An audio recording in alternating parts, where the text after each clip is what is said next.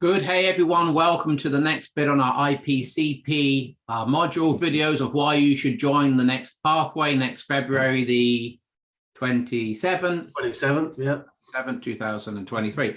Good. So we just want to talk a little bit about how Identity Compass and the artificial intelligence brings an integral capacity to coaching. And we're going to have Jay talk us through how standard or traditional coaching works in the left-hand quadrants mainly, and how Identity Compass brings a more holistic, whole and integral approach to working with the client and also for you as a coach. So we're going to have a quick look at a slide and then Jay and I will have a conversation. So here we go, get ready.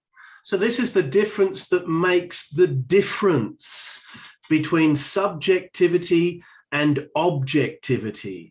And it's massive in coaching because the whole field of coaching is basically grounded in the coach's and the client's subjectivity. So this is a game changer we're about to look at. Here we go. Good. So if we look at it, this is a map of the subjective or the inner experience and the objective or the outer experience of the individual, and as plural, as a collective, as part of a team, a group, a culture. Yeah. And so we're looking at the subjective and objective of the individual and the collective. If we look in the upper left quadrant, you'll see it's marked there in red. The inner experience of the coach counts for almost everything in conventional coaching. So that means that a coach not only has to be really well trained, but they've got to have gone through it themselves. And if they haven't gone through it themselves, they're going to find it really, really difficult to navigate contextually as well as subjectively the landscape they're taking the client through.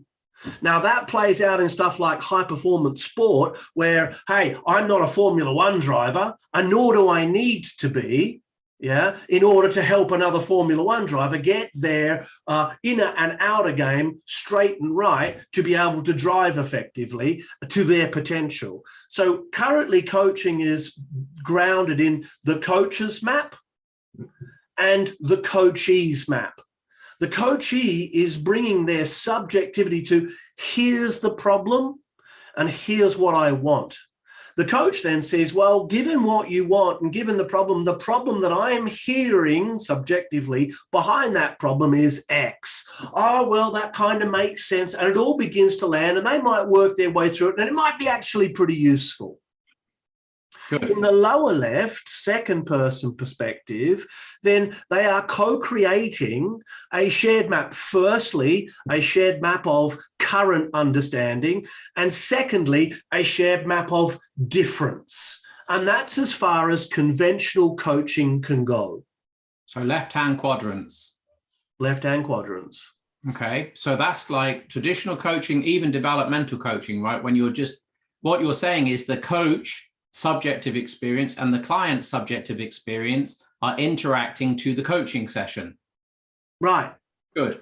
Holistically. And the big problem with that is that the coach doesn't have any context. So they're going to only rely on what the client's bringing to the process, which of course is going to be limited to what the client thinks is important. And this is the difference that makes the difference. We need to turn that subject into object. So we need something or someone or a process or a system to help us do that, to help us take a mind dump of the client and make it objective. Good. So how does Identity Compass make this a more integrally informed coaching session in the right hands?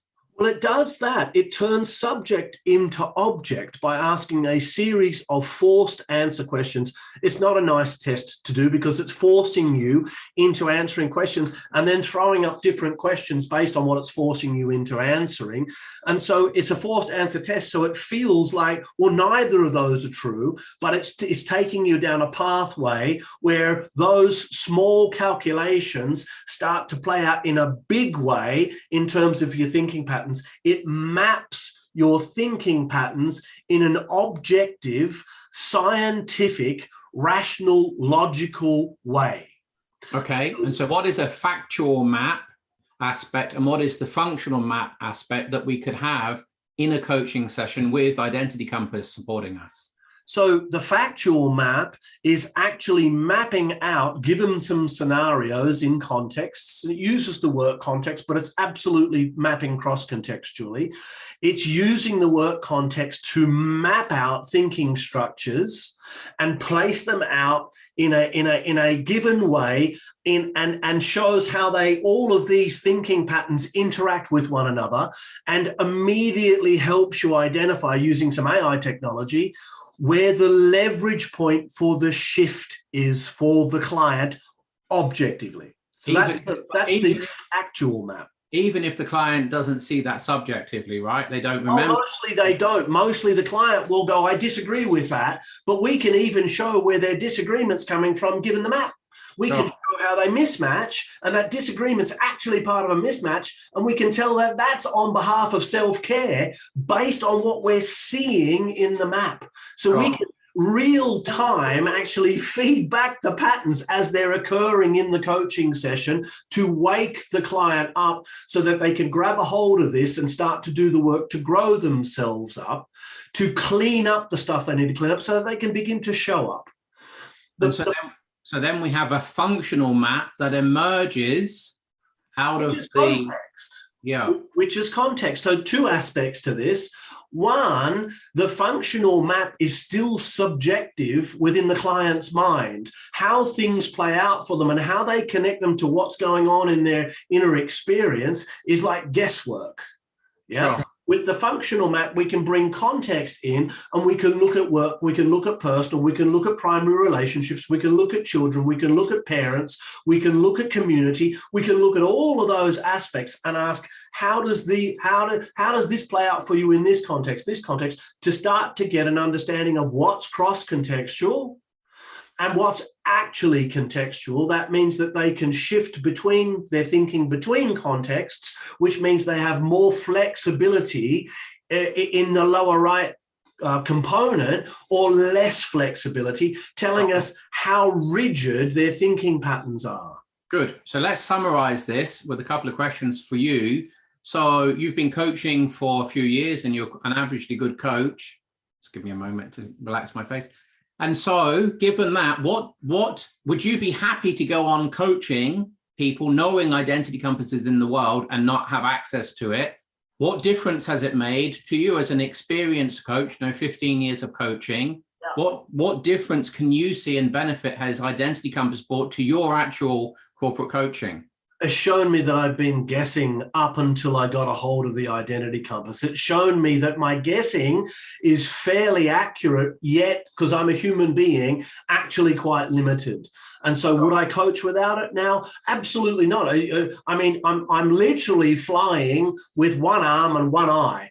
And so, it's to really get to the level I need to get to genuinely find the leverage point with the client, the Identity Compass just adds far too much value for me to guess any longer. And it's from their perspective, right? I've had a client go, I don't agree. And I've said to the client, it wasn't me who filled in your Identity Compass, it was you. So I'm not saying this, actually you are. You're disagreeing and taking a polar response against yourself. And then I said, let's look at the Identity Compass and see how that actually works out. And we found 6 key driver cognitive intentions that fit that pattern. And the moment the client saw it, the client literally went bright red and said, I feel more seen and more understood than any other conversation I've ever had with anybody to this point. I have not understood why I'm getting the responses I'm getting, and now I'm starting to understand why they happen the way they happen. And what percentage would you say that's Jay Headley's capacity, and what percentage would you say that Identity Compass has informed in that session? Well, part of my capacity is to take in and make meaning with the client out of the identity compass. So I'm going to go 60-40, but that 40% is the difference that makes the difference. And what's the 40%? That is the difference that makes the difference. The 40% is the identity compass. The 60% is all of the grounded learnings and understanding how the identity compass needs to be read and translated with the client's help.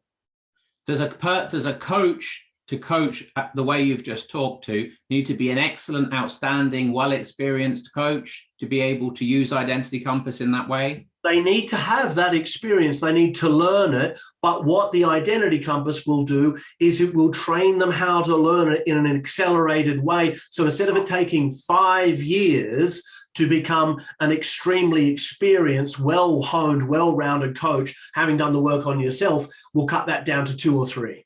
Sure. Anything else?